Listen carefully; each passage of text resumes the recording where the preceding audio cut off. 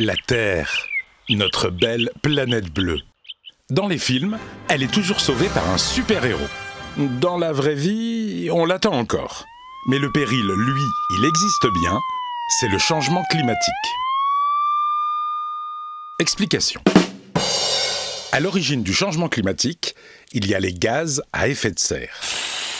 Ces gaz forment une couche qui se concentre dans le haut de l'atmosphère. Les gaz à effet de serre sont naturellement présents dans l'atmosphère depuis toujours.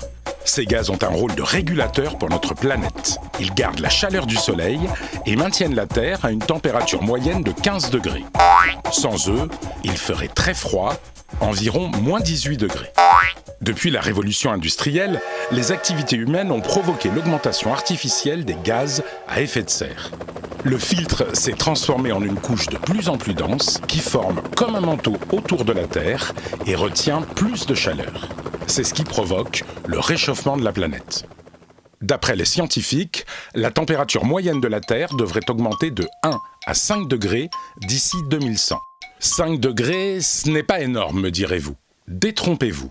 Depuis la fin de la dernière ère glaciaire, il y a 10 000 ans, et aujourd'hui, la Terre s'est justement réchauffée de 5 degrés.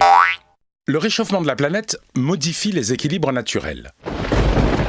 Température, régime des vents et des pluies, biodiversité, acidité de l'océan.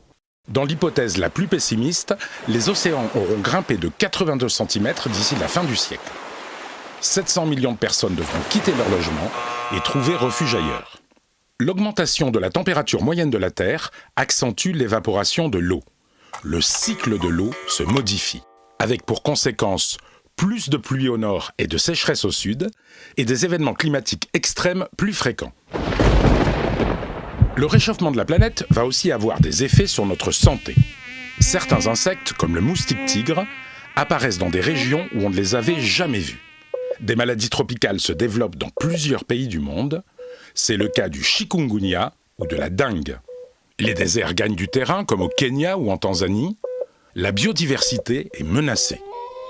20 à 30% des espèces végétales et animales de la planète risquent de disparaître à court terme, soit environ 20 000 espèces par an. Et il n'y aura pas de super-héros pour nous sauver. Pour éviter ce mauvais scénario, chacun de nous peut et doit agir. Voici comment. La première chose à faire est de limiter les émissions de gaz à effet de serre.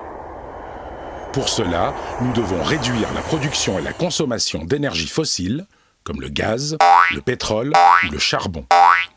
Dans le même temps, il faut continuer à développer les énergies renouvelables, le solaire, l'éolien, l'hydraulique, la géothermie, les biocarburants, mais aussi lutter contre la déforestation tropicale. Nous devons également encourager la rénovation des habitats et la construction de bâtiments bioclimatiques très économes en énergie, ou encore privilégier les transports en commun et les transports partagés. Nous pouvons aussi limiter tous les gaspillages de la vie quotidienne, eau, énergie, déchets ménagers et industriels.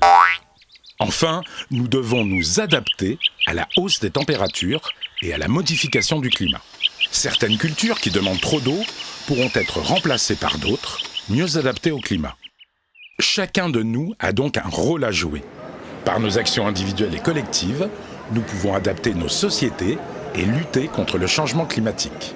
À nous d'être des super-héros. Retrouvez toutes les solutions sur le site de l'ADEME.